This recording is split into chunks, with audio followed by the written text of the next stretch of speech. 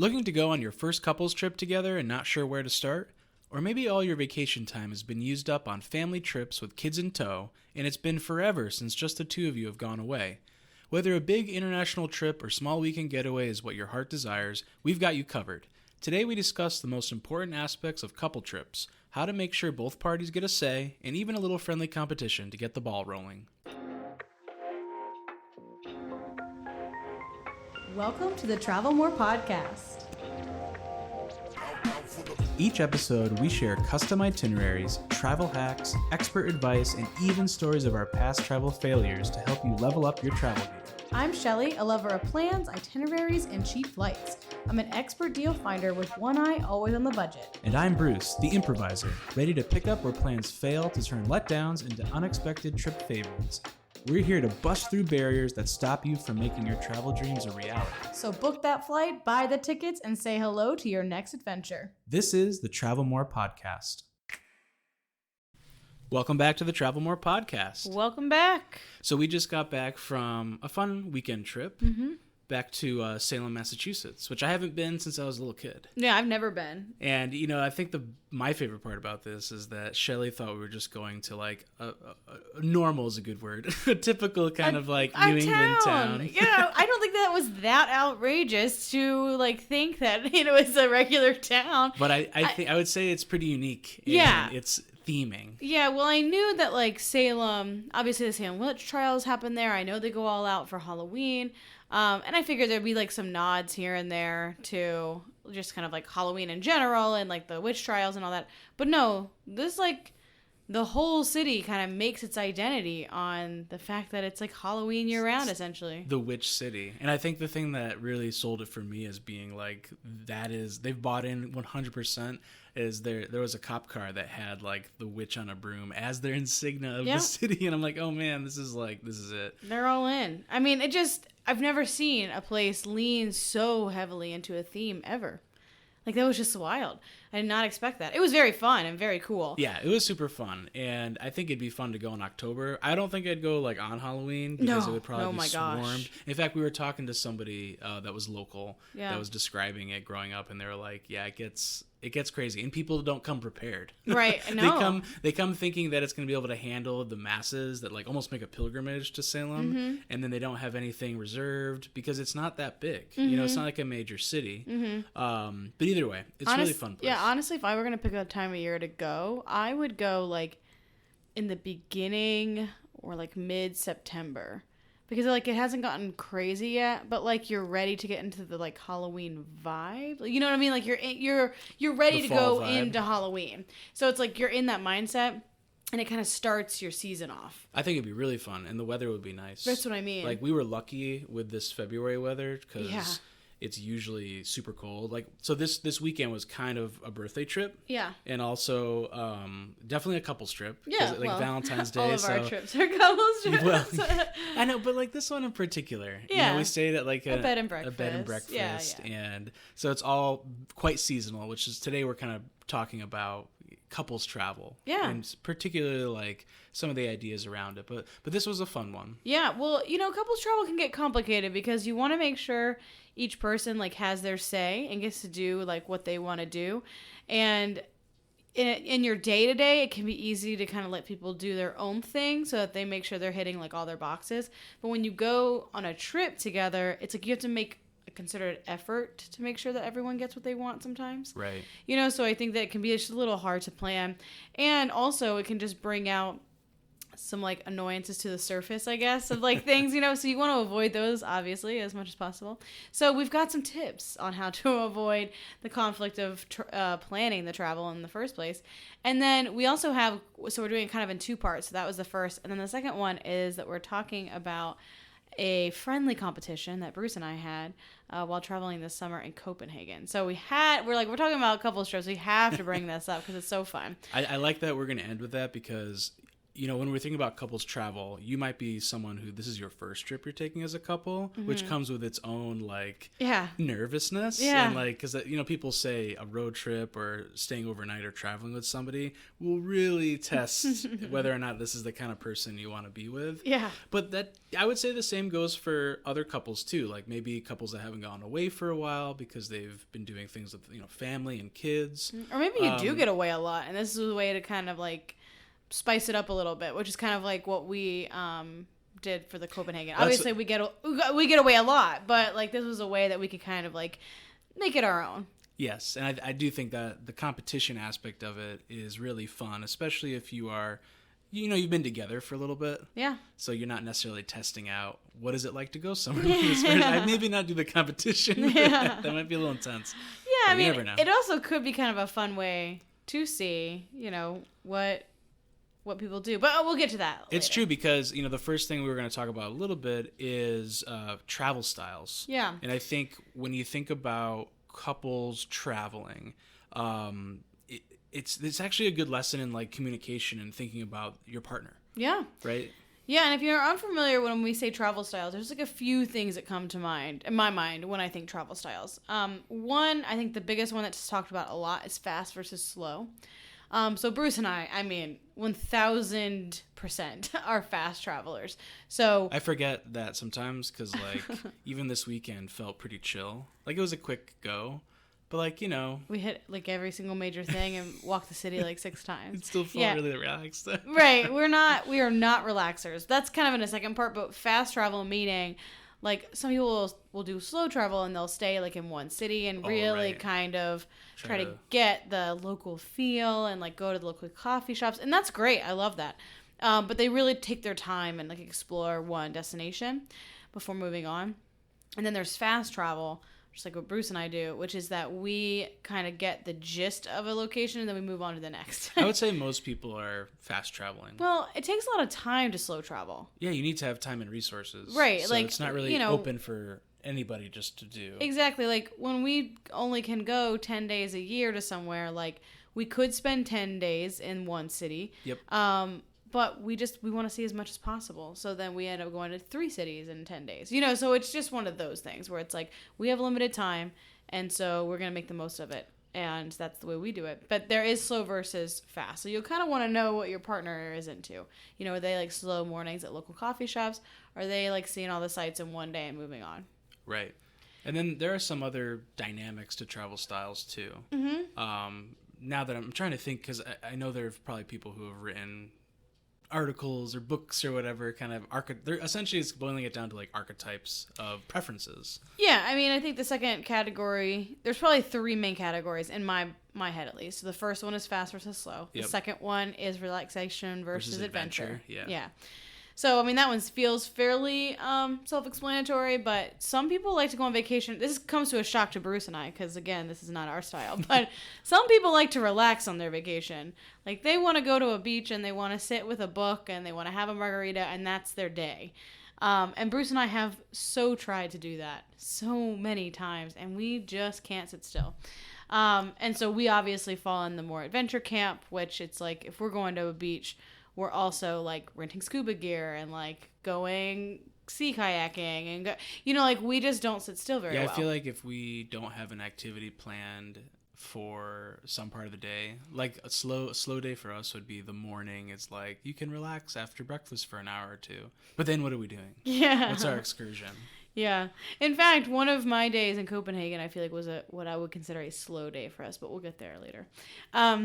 And then the third kind of travel style I would say is, are you a budget traveler or are you a luxury traveler? Or are you somewhere in the middle? Budget or bougie? Yeah, budget or bougie. Or budget conscious? Yeah. That's the middle, I think. Yeah, what do they call that? Oh man.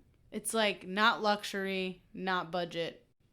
Budget conscious I guess is a way. But there is actually a terminology for it, I think. But do you want to stay at the 4 Seasons when you travel? Do you only want to go once a year or once every 5 years, once every 10 years because you're really going to go all out? Going to fly first class and stay at the Four Seasons and do it all, or are you a person who like doesn't mind staying at a hostel and definitely is flying economy or even driving, camping Car perhaps, camping, right? right. There's a lot of options for more budget friendly, and then there's like the in between where it's like, no, I am gonna fly economy. I'm gonna stay half the time at like a regular hotel, and then for 2 nights we'll stay, Four Seasons or like the Park Hyatt or like somewhere in between. Right. Bruce and I, again, if we're tracking our own styles, we're definitely the in-between. We'll, like, definitely splurge for things that we think are worth it. But for the most part, we're keeping our other costs low so that the splurges don't come as such a shock. Yeah, I think we pick and choose. Right. What things we want to go in on. But we're not like 100% just looking for super budget options all the time. No, but I know that we've kind of explained some of our travel and people are like, I would never stay somewhere like that. So you know what I mean? Like, well, and that's definitely, the key. right. So you think you're going back to like couple styles, breaking down these ideas. So slow and fast, adventure or like relaxation, budget or bougie, luxury type travel. And I would really focus when I'm saying the budget versus luxury. The thing you really want to nail down is like accommodation wise, where are you hitting? Because like I said, we've stayed in some places, again, this will come up in the Copenhagen, that we thought actually were really cool. Mm-hmm. And then we showed them to people and they're like, I cannot believe you would stay there. And it's like, no, it was really cool. But it just isn't their thing. And that's okay. But you might want to know that before you end up there and, stuck there for 2 nights and with a really unhappy partner. So. This, it's like planning your couples trips. It makes me think of something I've seen on Instagram or TikTok a lot, where it's like, it's usually the boyfriend or the husband who's like, how to determine where they're going to dinner. And they're like, you won't believe where I booked for dinner tonight. Yeah. And then she'll be like, oh, the Mexican place? And they're like, yep. And so it's like, how do you get the answer without asking directly? Hey, actually, that goes really well into kind of our next section of planning that couples trip, which is how to figure out the destination. So, once you have all your travel styles kind of nailed down and you have an idea of what you may be looking for, obviously it's going to be a lot easier to figure out the destination from there. So, of course, you can sit and talk and figure out where you want to go, where you've always wanted to go, or what follows into those travel styles. Or you could take our kind of a page from our book and get a little more creative. So obviously you can wait for flight deals to pop up on Scotch Cheap Flights, or Going as it's now known.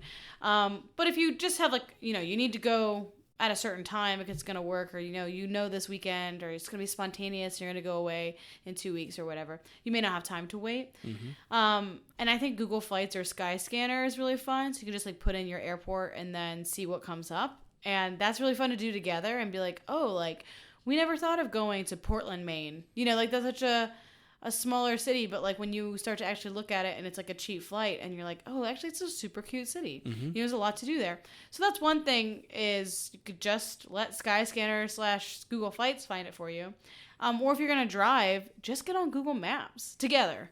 And start zooming in on the map. Yeah, pick your radius, your time, or your miles out, mm-hmm. and just kind of look like you're the center of the circle, and just start looking at where you can get. Yeah, we did that a lot. Actually, we probably do that more than we do the having the flight choose our destination.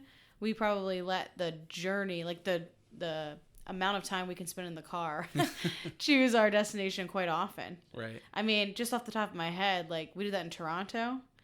Remember, we went to the wedding, and then we stopped off in Toronto. Right. That was fun. Yeah, because it was an easy stopover. Mm-hmm. And Charlotte, North Carolina, we went to. Finally got to try Carolina barbecue. Well, that was fun too. Just because if you have some destination you're going to, we did that for a wedding, and then the other time was we were just driving back to see your family in Memphis. Mm-hmm. So just trying to find places that would be fun to go on the in between. But you could do it as your destination too. If you just looked out and you said, okay, I'll drive 4 hours for the weekend or something, and then just start looking at what's kind of close to you. Well, I think that's fun to do as well. If you may not be in the budget or have the time to be doing a big trip as a couple. Mm-hmm. Shelly and I are going to talk about our international trip in the summer, but we've also done tons of just weekend kind of getaways. Salem's a great example. And 2 weekends ago, we went to New York, and we'll probably go somewhere this weekend. We obviously really try to get out, but our point is none of those are flights. Yeah, and don't knock it if it's not a quote unquote big destination, I think if you're just trying to get somewhere and travel, there's so many things you could do. You know, from local hikes to camping to visiting just like a town or neighborhood or region that you can drive to easily and spend a night or two there. It's really fun. Yeah, even a staycation is fun. We stayed at the Graduate Hotel in New Haven. Oh yeah, it's like a 30-minute drive for us, but it was so fun. It was like a really nice hotel, and it meant that we could do like a little bar crawl that we created around the city. You could focus on each other. Yeah, because you're not really worried about cooking or dealing with anything at home. You kind of put things aside for a little bit and then just go enjoy each other. And especially, I mean, if it's local, like local-ish, like New Haven is only about a half an hour from us, then you don't have to worry about like, you know, where are we going for dinner or something. You know what I mean? It's close, so it's like you can kind of just focus on hanging out. But I digress. Next is the plan. Yeah, so once you actually have where you're going, now how do you plan it? Yeah, this is like, I feel like I've been talking a lot during this episode, but the plan is truly where I This is your thrive. favorite. This is how Shelly relaxes. I don't know anyone else who relaxes this way. I like plan fake trips. Like trips that we're not even taking. I'm like, what would it be like if we went to Egypt this summer? Like, let me just find all the hotels, everything we would do, all the restaurants. See, this is I'm very lucky. Because if I'm like, hey, you know, it'd be cool if we went to Colorado. And Shelly's like, let me just pull up one of my fake itineraries that I've already built for us in my free time. It is just fun. It's almost like I tell kids at school that, like, I'm good at geography because of this. Like, because I play around with, like... That's true. Kind of looking at the map. Yeah, like, I just play around with it a lot. But anyway, so... Yeah, but one of the big things we want to think about planning a trip for couples is that, you know, the easiest way to ruin a trip is to overplan. Agreed. And you don't want your expectations to be super, super high. And that happens when you overplan. So, like, when you've spent hours researching on Instagram and you found this Instagrammable hot chocolate or whatever, and then you get there and it's closed, or you get there and there's an hour and a half wait, or there's no reservations left for the day, and all of a sudden you're super bummed. Or you feel like every moment of the day was scheduled for some activity. Yeah. And you're like getting your partner awake in the morning and be like, come on, we have to make it to our first reservation. Like, unless both of you are really into that and you're like itinerary keepers, which cool, go for it. Yeah. If that, like, I would just be cautious. Even then I would be cautious because there's so much that could go awry. And then it just like ruins your trip because you're like, I planned for all these things and now they're not happening. And right. I think that for us, and we've said this before, kind of the golden middle ground is like to plan 50% and let the other 50% be spontaneous. Yes. And that's where we always, like even in our intro, we say like, I'm the planner, and then Bruce fills in all the gaps because he's really good on the fly.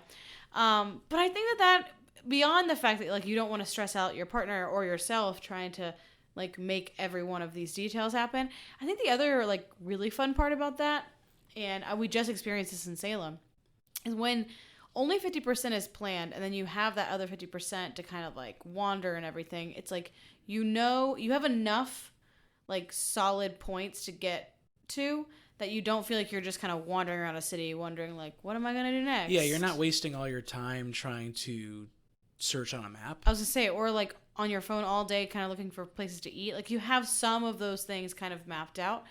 But then it leaves you to kind of explore. And when you do find something that's really cool, it almost feels like you like found a secret. Yes. Like, and it's fun to share with the person because it's like this thing that, like the secret you found together. It's spontaneous and you share it and you stumble upon it and it's very fun and exciting. Mm-hmm. Like in Salem, we had a couple landmarks kind of staked out, and it's kind of a nice town because it has a path, like the Freedom Trail in Boston. So there's a lot of historical markers. Mm-hmm. But then there was a festival happening, which was kind of fun, which we didn't know about. So it was like ice sculptures and chocolate because it was kind of like Valentine's Day. I knew about it. Okay, well, Shelly knew, I did not. So anyway, I got to stumble into that. But what I wasn't sure about, there was like a ton of chocolate places. That was a thing. What would you call it? Chocolatiers? I don't know. Yeah, chocolatiers, I think. Well, they're all like boutique type chocolate places. Yeah, you know, the places that you like buy truffles out of the glass. Yes. Yeah. But anyway, we stumbled into a bunch, and that was really fun. I think the one in particular, there was actually two next to each other, and one was like really fancy, and I was like, I don't know, this seems like a lot. And then there was a classic one that's been there since, I don't know, 1800s. Yeah, it was. They say it was like the first. They had a jar of like these molasses candies called blackjacks that are like 200 years old. It was kind of, they had kind of gross. Like they were 200. Yeah. Yeah. I thought you were gonna say like, you know, they've been around. No, the literal candy in the jar was 200 years old. I was excited to find that. Other people might be like, yeah, dude, like everybody goes there. Yeah, It's yeah. like this, but like I didn't know about it. It wasn't on our list, so it was No, fun to stumble into. It was fun because I was like, oh, let's just go in and buy some candy. So, Yeah. Anyway, that's what happens when you are careful not to overplan. You know, Yeah. you make sure you've got some landmark things. You have some ideas for dinner, Mm-hmm. whatever it might be. Right. So Yeah. in the moment when you're feeling it, you know you've got options, but it's not overwhelming. Yeah, 100%.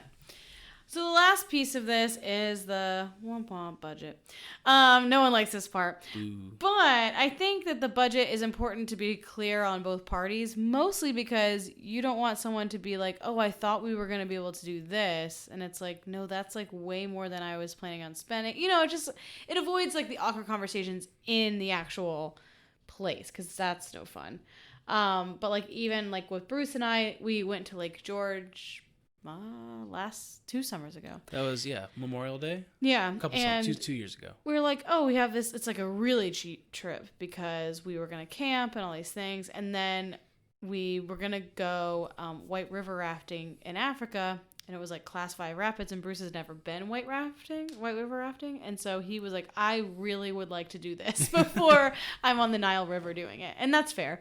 So we found white river rafting, but obviously that blew our budget. So, you know, it's like little things like that where it's like, okay, so now we need to rework things a little bit, or we need to like borrow from other budgets or whatever. But it's just good to have that initial right off the bat so that you can kind of both look at activities with the same lens, you know? Yeah, and you want to have an expectation. Like, food's a good one, too. Yeah. You know, if one person's like, I'm fine eating hot dogs and peanut butter and jelly on our camping trip, and the other one's like, yeah, no, like, that's not worth it to me. That's I'd rather me. spend some. Bruce could eat that. that was just Bruce and me. So Bruce could eat hot dogs every day on a camping trip. I just think It of is my dad on not his worth bicycle it. trips. He had a loaf of white bread, mustard, and bologna in like a cooler for a week. I mean, to be fair, I'd rather eat bologna sandwiches than hot dogs, but We did do that on a road trip out I know, west. I knew you were going to say that. But we did stop and get other things. Many other things. So- Food is the reason to travel for me. So me that's too. one thing I'm not giving up. I don't think we ever skimp, I guess you could say. Yeah. Is like on our budget for food. No, that's Other like the things, though. majority of our budget. I know we'll stay at like a hostel that's like $40 a night and then go sit down at a fancy I restaurant. was say one that you just like bring your own blanket to, Yeah. and then we're at like a Michelin star restaurant. Yes, Yep, yes, that's that's our the way. vibe. But That's at least how we know it and we agree on it, and that's See? the important part. That's the key.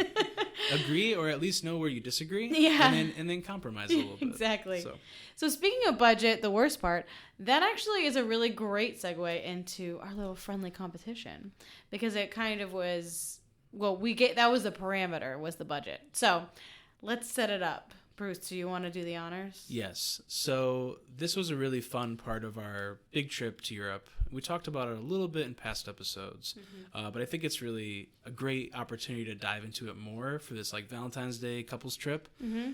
So Shelly and I had some extra time between Norway, and then we were going to take a cruise. So we decided to go to Copenhagen, Where the cruise left. where where it was left. So we had like 5 days, I think it was, Yeah. 5-6 days. And we thought it might be fun to surprise each other by splitting the time in half. Both of us would choose an accommodation. Both of us would have a certain amount of money to work with. We would, kind of figure out activities for every day and food, etc. And we wouldn't really share and tell each other about it. Now, one of the concerns I had right away was what happens if we both book the exact same thing? Which, I mean, very cool. You're obviously meant to be together, I guess. But that didn't happen with us. No, that didn't happen. But we did have some ways of kind of saying, like, I'm going to do this thing. Like, as we did it, it was still kind of fun because we were revealing things Like little pieces. a little bit before. Which, Well, like you said, like one of yours, you were like, I'm going quite a bit out of town for mine. I was like, well, I'm not. So whatever Right. you're doing is fine. Right, Because I'm or not we- doing that. we both, I think at one point you mentioned, like, there's a lot of things you could do on the water in Copenhagen. Mm-hmm. And I think we both were doing something related to renting, like bicycles versus kayaks, and we kind of, we checked in on that, but we didn't really explain. Well, you were like, I'm renting something, and I was like, is it on the water? And you're like, no, and I was like, great, because I'm renting something on the water. You know what I mean? So it was like, you could maybe figure it out, but our goal was not to figure it out. Our goal was just to make sure that we weren't doing the same thing. Nothing about even some of the small details we shared ruined the surprise of it at all. No. So anyway. And it was fun. Even if it's not a surprise. I think the fun part about this, so we each took, I think it was 2 days and 2 nights in the hotel. I do think you had an extra night in your hotel, but that's because that was kind of like a late arrival. Yeah, I was going to say, that's because that did not count in your budget. And that was that night that we got there at like midnight. But I think what was the most fun about it is they're very different trips. Even though I would say Bruce and I are very aligned in like how we think about things and like we said, like what we would spend on money versus what we wouldn't spend money, that kind of thing. But they're very different. Well, yeah, and I still think that Chili and I definitely have different tastes in things sometimes, but not like super far off. Like we both enjoyed it, but we definitely picked different ways to experience Copenhagen. Yeah, well, you started, so why don't you okay, you talk about yours just a little bit? We won't go into like every little detail. I'm sure we'll do like a full Copenhagen episode at some point. And I think one thing, the fun part of this too is a bit of like we were kind of seeing like who can kind of come under budget maybe. Like you don't have to do that, but you can always make a little bit of a goal. So yeah. I decided to lean into like the communal living aspect of Copenhagen and Denmark, and the hotel that I booked was called City Hub, and it was like a box. It was more than a box. It was so much more than a box. This is one of those accommodations where we show people and we're like, you stayed there, but actually it was really fun. Yeah, I think it was dope. Obviously not for everybody, but it was tough because like we just traveled and we're on a plane, and we get off the plane and we get to this like hostel, which has a very communal vibe to it, and I bring Shelly to this like box room, and there's a shared communal shower, which I think at that night was like, I think I'd rather have a room with a private shower. It was just a long travel day, and so it was like, oh my gosh, like it wasn't a room, like like usually you have a room and there's like a couch. Like a pod. It was literally a pod. Like that's literally what they called it. Like you had a little bracelet that unlocked the door, and it was a tiny little pod. You could only stand up in like a 2x5 little area. It was a teeny tiny, it was like a little, I don't know how we explain it, like a little. Well, one thing I was intending, they were like fully booked, but it's like, think of a cube with 2 L's kind of. So you can walk in and crouch down and your bed is kind of like down there, or you can walk in and you can climb up to your bed. And I think the ones you climb up to are a little nicer just because, You're not like diving into your cube bed. Your little cube bed, yes. No, so I was not into it the first time, I'm not going to lie to you. I was very like, oh my gosh, we should have started with mine. Mine's a regular hotel room. Like, I was not into it. However, I knew it would be cool. I just needed to sleep. So I did. Yeah, you were past the point of anything being enjoyable, I think, because it was a tired travel day. Yeah, and I was like, and I knew, I was like, this is going to be really cool. It's just not really cool right now, so I'm just going to go to bed. I think it ended up being pretty cool. It was really cool. Like, the bathroom, it was very nice. It was very nice. Very clean. The pod itself was very cozy, and like the air conditioning was great, and there was like lights that could be any color you can program, and you could like stream your phone to a Bluetooth speaker in your little pod, and they're like soundproof. And then the bathrooms were nice too. Like there was a sauna. They're all private showers and everything. They're very nice. The communal area was fun because you had like a wristband that got you into everything, and if you wanted to pour yourself a drink or get any kind of beverage, snack or anything, you can. There was like beer on tap that you can unlock essentially and pour for yourself. So I thought it was very fun. It was very fun, and it was like in a nice location. But some of the activities that we did, I think Shelly did a better job, to be honest. Like, she's a better planner. I have much practice. I still think we had a lot of fun during yours. So my sad thing was that I think the best part was renting very cheap bicycles and kind of going the whole city and going to a couple cool places. But what I didn't know about was the trolls. Well, we found one of them. We did. But then I realized that we could have spent the whole day bicycling to find all of the... What's the guy's name? Oh, I have no idea. But they're like ginormous trolls made of like reclaimed wood. Yes, there's and the one artist in Colorado. is from Copenhagen. Yeah, there's one in Colorado. They're everywhere. But there's one in Colorado. We'll put the link in the show notes if you want to see. Yeah. And there's a few in Copenhagen. They're very cool. They are cool. So we found one more. So now we've had 2. But yeah, I liked the biking too. That's probably my favorite part. Yeah, the biking was fun. And then Shelly definitely picked a more upscale hotel. Yeah, mine was like a Bali themed. Like it was like almost like a spa themed. It had like an outside courtyard that was like a whole bunch of like plants and things. And it was like very eco-friendly. It came with water bottles, all those kind of things. It was a nice hotel, but more importantly, it was close to what I wanted to do, which is Tivoli, the theme park. Dope. Yeah, so we went to the theme park, and then for dinner that night, speaking of communal, I cheated a little bit, and I reached out to the Visit Denmark people and asked them what the best part to do. That's just using your resources. That's what I said when you said I cheated. I said, no, I'm just using my resources. So they said communal dinners are a thing in Copenhagen, and they gave me a list of a few places. So we went to a communal dinner, and it was like $8, which Copenhagen is so expensive. Like a coffee is $8. So the fact that this whole dinner was $8, like I was honestly a little skeptical about what it would be like, but it was great. They did sit us at like the American table, but because like everyone spoke English with us except for one couple. Yeah, I was like, okay. Yeah, right. But we would probably rather just sat at the regular table, but it was still very fun, and it was like a thing they do all the time. Yeah, I would definitely every night, I think. Find a communal dinner kind of, I guess, yeah, they just call it community dinners. Yeah. But they're fun. And then they had like a ping pong competition. Yeah, I was going to say there's a few. We ended up going back to Tivoli because we had tickets just for the day. Yeah, and we wanted to see it at night. And then my second day, I rented kayaks to kayak the canals. That was awesome. Yeah. And then, so we did that. It took us a good amount of time. And then we walked to like a big street food vendor-y kind of place, but it's like a permanent street food vendor place, if that makes sense. Like a market, which that we did overlap because you were like, oh, I heard this place, and I was like, right. Yeah. Although it was good enough to go back twice. Oh, there were so many options. You could have gone back every day. There was like, we also like to do this thing where we like get little things at a lot of places, which is kind of a weird dinner because we're like, here's some sushi and pizza and a burrito. Donuts. But yeah, exactly. But that was like a fun way to sample some different things, and literally everything we had was great. And there was a little brewery. That's what you went to. McKellar? Yeah, because you were like, there's a brewery, and I was like, I'm not going to a brewery. But then the brewery was like attached to it. Yeah, it was inside this giant like market. Right, that's how because we were pretty good about like giving enough clues to be like, we're going to the same place. Yep. But that one kind of we messed up. But that's okay. Again, it's part of the fun too. Yeah. I think it's totally worth it. Like give yourselves, if you pick a destination and you want to split the stay, if you're going for a little bit longer, one great way to do it. So like bigger trips, divvy it up, decide on what money you want to spend. Another way to do this is like what Shelly and I did for a while. We were trying to be like, let's go on a date night once a month. Oh yeah.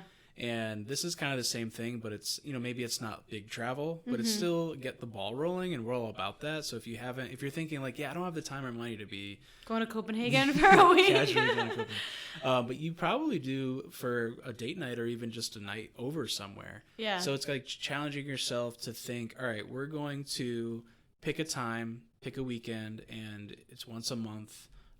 One person gets to do it and be in charge of like just deciding to go somewhere. To do whatever. So like just to give you some examples, this was during 2021, so it wasn't like, well, it was pretty COVID-y. I mean, it wasn't like COVID, like 2020, but it was pretty close.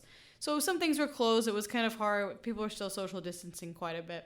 So, we had to be a little more thoughtful, I guess, about where we were going.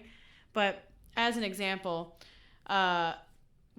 Bruce took us ice skating one time. That's what I was gonna say. That was the one I liked the most. Of yours or all of them? Of mine. Oh, I liked ice skating. Ice skating was really fun. Also because again, I didn't know about it. It was unexpected. Exactly. Too. It was like we went to dinner and then we went ice skating and then we went to get an ice cream. Like it's just like a fun thing that like you don't really think about. And then like I took us to Rhode Island's tallest peak because we were doing all the peaks in New England. I remember that. It's that like wasn't a hill. That far. No, it wasn't that. It's like an hour from us. It was like 800 feet. It's literally like a hill. But that was funny, and we like had a picnic at the Dallas, which is like just a spot in the forest. But it was fun, and it was not a huge trip, but it was still like time focused on just doing something together. That's when we went to And- Logi's too. Logi's, The nursery. yes. And we the bought plants. a few plants. One survives today. It's still here. Yeah, one survived. The other one's We're not awesome. very good with plants. No. Probably because we travel a lot. Yeah, yeah. So- But in any case, it is a good example of like just some little things to get out of your ordinary, and it's like I think it's really fun to like see what the other person comes up with. Yeah, well, I think, don't forget, so if you're the person who's planned for, so the other person planned it, you got to be good, you know, like enjoy it. Just Be like, I nice. think, be nice. Like, just say, like, I'm going to try this. Like, Yeah. this is going to be fun. Mm-hmm. It's just a weekend. It's just a night. So, like, I think it's a great practice in giving and, you know, receiving. Both, yeah. That's like a friend's quote. It is, though. It's fun. So, anyway, enjoy Valentine's Day. Yeah. Think And about- if you do have any like amazing little things that you do, like our little friendly competition of who planned it best, let us know. Yeah. We're always looking for new things to do. Join the Facebook group. Shout out. Send us a message. We'd love to hear it. Yeah. All right. Happy Valentine's Day. See ya. Did you know that every time you book a Disney or Universal vacation, you're paying for a service that you may not even be using? Really? That's right. Travel agent costs are added to your Disney or Universal vacation, whether you use one or not. So you're telling me that I'm paying for something even though I'm not getting the help? You got it. So next time you want to book a theme park vacation, make your money work for you. By booking with Magic Pass Travel, you'll get our expertise and years of experience without paying any extra and while supporting a small business. Check out our show notes to find our contact information. Can't wait to help you plan your next adventure.